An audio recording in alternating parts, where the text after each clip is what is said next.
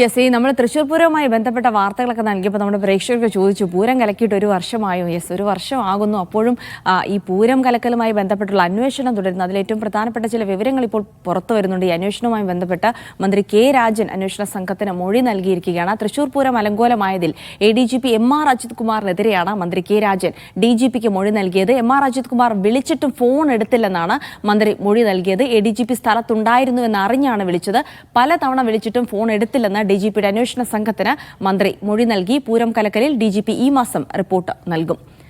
സെയ്ഫ് സൈലാബ്ദീൻ വിവരങ്ങൾ നൽകാനായി ചേരുന്നുണ്ട്. സെയ്ഫ്, ഒരു വർഷം പിന്നിടുമ്പോഴാണ് അന്വേഷണം ഇപ്പോൾ നടന്നുകൊണ്ടിരിക്കുന്നത്. മന്ത്രിയുടെ മൊഴി എടുത്തിരിക്കുന്നു. മന്ത്രി നേരത്തെ തന്നെ പലപ്പോഴും ഇക്കാര്യങ്ങൾ വ്യക്തമാക്കിയിട്ടുള്ളതാണ്. അതേ മൊഴി തന്നെ മന്ത്രി ഇപ്പോൾ അന്വേഷണ സംഘത്തിനും നൽകിയിരിക്കുന്നു, അല്ലെ?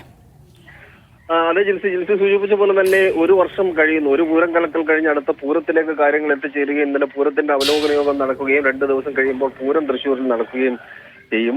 അതിനിടയിലാണ് മന്ത്രി കെ രാജൻ തന്നെ, അദ്ദേഹത്തിനാണ് മന്ത്രി തൃശ്ശൂർ ജില്ലയുടെ ചുമതലയുള്ളത്. പൂരവുമായി ബന്ധപ്പെട്ട് ഏറ്റവും കൂടുതൽ ഇടപെട്ട് കാര്യങ്ങൾ ചെയ്യുന്നയാൾ മന്ത്രി കെ രാജനാണ്. അദ്ദേഹമാണ് സംസ്ഥാന പോലീസ് മേധാവിയുടെ അന്വേഷണ സംഘത്തിന് മൊഴി നൽകിയിരിക്കുന്നത്. MR അജിത് കുമാർ സ്ഥലത്തുണ്ട് എന്ന് താൻ അറിഞ്ഞിരുന്നു. അദ്ദേഹം തൃശ്ശൂരിൽ ഉണ്ട് എന്നറിഞ്ഞിട്ടാണ് ഞാൻ നിരന്തരമായി ഫോൺ വിളിച്ചത്. ക്രമസമാധാന ചുമതല ഉണ്ടായിരുന്ന ആൾ എന്ന നിലയിലാണ് അദ്ദേഹത്തിന്റെ ഫോണിൽ വിളിച്ചത്. എന്നാൽ പലതവണ വിളിച്ചിട്ടും അദ്ദേഹം ഫോൺ എടുത്തില്ല എന്നാണ് അന്വേഷണ സംഘത്തിന് മൊഴി നൽകിയിരിക്കുന്നത്.